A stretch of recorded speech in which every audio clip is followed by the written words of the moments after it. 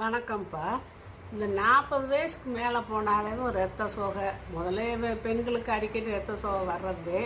இருந்தாலும் 40 வயசுக்கு மேலே வர்ற ரத்த சோகை, இந்த முட்டி வலி, இதுக்கெல்லாம் எதனால வருதுன்னா, இரும்பு சத்து குறைபாடு, கால்சியம் குறைபாடு, வைட்டமின் டி சத்து இல்லாமல் இப்படியெல்லாம் வருது.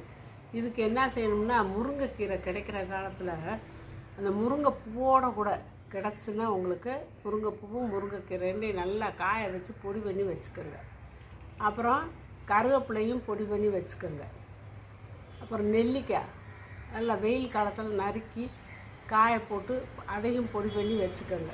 இல்லாட்டி நாட்டு மருந்து கடையில் கூட கிடைக்கும், வாங்கி வச்சுக்கிட்டு ஒவ்வொரு நாளைக்கு ஒவ்வொரு பொடியாக 1 ஸ்பூன் எடுத்து தேன் கலந்து சாப்பிட்லாம்.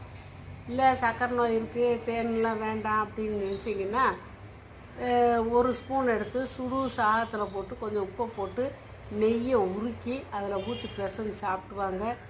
ஒரு 48 நாளில் உங்களுக்கு இந்த தேவையெல்லாம் சரியாக போயிடும். முட்டி வலி, ரத்த சோகையும் சரியாக போயிடும். வைட்டமின் டி கிடைக்கும், கால்சியம் சத்து பூர்த்தியாகும், இரும்பு சத்தும் பூர்த்தியாகும். அதனால் இந்த மாதிரி செஞ்சு வச்சுக்கோங்க.